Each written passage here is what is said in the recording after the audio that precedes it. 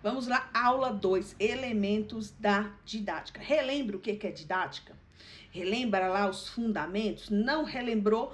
Volta lá na aula 1, conteúdo bastante importante. Primeira coisa, nós vamos ter os objetivos, tá? Desses elementos. Então, nós vamos ter as metas de aprendizagem e os tipos. Quais são os tipos? Procedimentais, atitudinais e cognitivos. Tá bom, Fernanda? E o que cada um vai dizer? Que cada tipo vai incorporar? Uma coisa que eu quero já, antes de explicar o que significa, é dizer para vocês que dentro do conteúdo também, que é o que será ensinado, também vai ter os tipos conceituais, procedimentais e atitudinais. Vou explicar para vocês aqui porque quando eu comecei a aprender esse conteúdo de didática, eu tive uma certa dificuldade para entender o que eram os objetivos, tá? Objetivos procedimentais, o que vai ser o foco? Ações práticas, modos de agir, processos mentais e físicos. Me dá um exemplo. Resolver problemas matemáticos usando um certo tipo de procedimento. Ou então, produzir um resumo seguindo algum tipo de orientação. São procedimentos. Classificar, comparar, ordenar informações. Está lá nos tipos ou conteúdos procedimentais, tá? Palavra-chave dessa parte aqui, procedimentais, é fazer. Como fazer? Passos, né? Então, primeira coisa, quando a gente não sabe de algo e a gente quer aprender a fazer, a primeira coisa que a gente pergunta, como eu faço?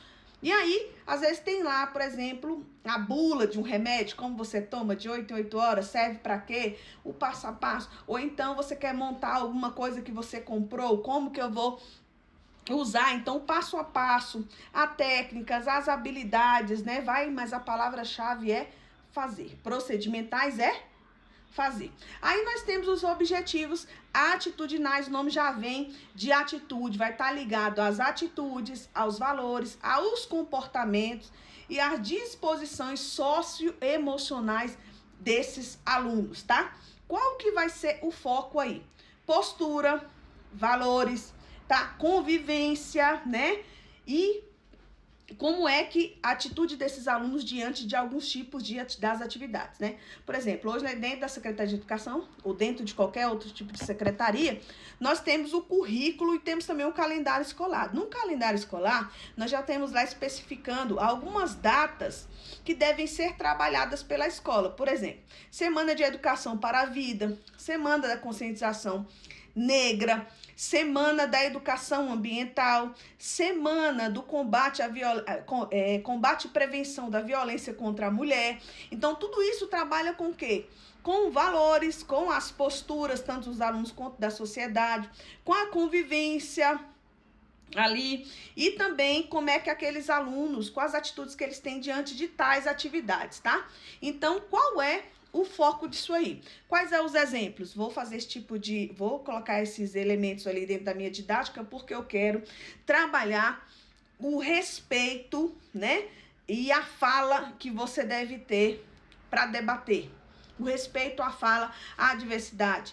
Cuidar dos materiais no ambiente escolar. Sempre a gente começa no ano lá, né? Fazendo as regras, construindo junto com eles, como é que será ali as regras dentro da sala de aula, o que é permitido, o que não é, como é que nós trabalhamos de forma cooperativa, tudo isso que tem a ver com atitudes e posturas, está dentro lá dos objetivos atitudinais. Qual é a palavra-chave? Ser e agir, tá? Então, procedimentais, a palavra-chave é fazer, e atitudinais é ser e agir. Então, valores, atitudes, ética, convivência, né? A gente trabalha muito, inclusive até fora do currículo formal. Nós trabalhamos ali no currículo, gente, oculto, né? Dentro do currículo oculto, nós trabalhamos muito os conceitos. E aí nós vimos aqui nos objetivos cognitivos, né? Que eles tratam do saber, do entender, do lembrar, do aplicar, do analisar, do sintetizar. Então, o que envolve? A aquisição de conhecimentos, compreensão de conceito, a resolução de problemas, né? Enquanto lá nas procedimentais a gente está descobrindo quais os procedimentos que a gente vai fazer para resolver esses problemas, mas são problemas envolvidos na matemática, uma parte mais técnica. Aqui nos cognitivos são resolução de problemas, porque algumas pessoas acreditam que problema é uma coisa ruim, mas como diria Paulo Freire, o problema, gente, ele vai lá e te estimula, ele te desafia a tomar novas atitudes e mudar o ambiente ali. Então vai também estar ligado no raciocínio lógico, na tomada de decisões, que também vai influenciar lá nos objetivos atitudinais também. Então, nós vamos ter esses 3 tipos de objetivo, tá? Então, qual é a parte, Fernanda, que a gente pode usar no cognitivo? Tá trabalhando ciência, identificar a parte de uma planta. Tô trabalhando no mês de novembro agora com ciência negra, né? Então, compreender as causas da escravidão no Brasil, dizer para eles que a gente não utiliza mais o termo escravos, e sim escravizados, porque escravos te remete a uma condição permanente, né? Então, hoje nós estamos escravizados, vamos fazendo aí essas inferências, né? E essas atualizações. Criar um texto narrativo com as orientações, já vou estar trabalhando também 2 tipos de objetivos, né? Então, é gravar essas palavras-chave e vou voltar aqui com vocês para o elemento da didática, mas achei importante, tá? Explicar para vocês sobre esses procedimentais, tudo mais, são coisas que a gente utiliza no dia a dia, mas a gente tem certa dificuldade, né? Quais são os métodos? Métodos, formas de organizar o ensino, né? A exposição dialogada, aulas práticas, projetos, discussões, quais os métodos que eu vou utilizar para inserir dentro da minha didática, quais são os recursos didáticos. Então, vocês estão vendo algumas coisas que a gente também coloca lá no nosso plano de aula, né? Materiais de apoio, o que eu vou usar? Vou usar livro, vou usar vídeo, vou usar jogo, vou usar tecnologias digitais, né? Vou usar o próprio livro didático. Então, a avaliação, como é que é a avaliação? Processo contínuo de aprendizagem, nós vamos usar diagnóstica, formativa, somativa e a autoavaliação. Vamos usar também as metodologias ativas, que a gente vai aprofundar na aula de amanhã.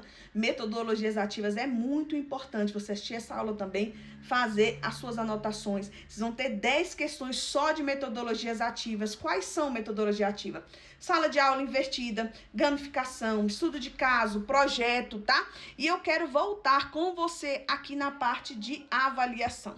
Quero explicar um pouquinho para você sobre a avaliação diagnóstica, formativa, somativa e a autoavaliação, tá bom? É muito importante. Vamos lá, eu quero falar um pouquinho para você sobre a avaliação, tá? Os tipos de avaliação. Cada uma vai cumprir uma função diferente, mas todas elas juntas formam um ciclo contínuo de aprendizagem. Primeira avaliação diagnóstica é aquela que você faz antes do conteúdo, tá? Você faz antes do conteúdo, ou antes da unidade, ou no início do ano letivo. Então, na maioria das vezes a gente vê fazendo ali no início do ano letivo. Mas eu posso fazer, por exemplo, uma por bimestre.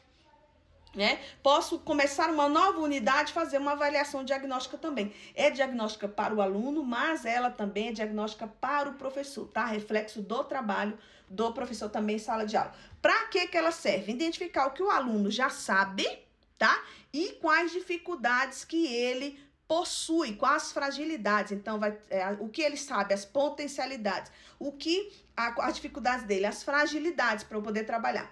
Quais os exemplos dessas avaliações diagnósticas?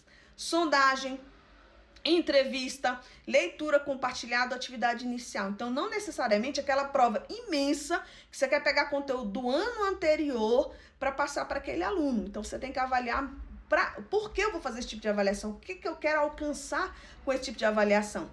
Talvez uma sondagem ali simples, um tipo de entrevista, até com a turma toda eu consigo fazer uma avaliação diagnóstica, tá? Qual que é a função da avaliação diagnóstica? Orientar o seu planejamento. Depois eu vou ter a avaliação.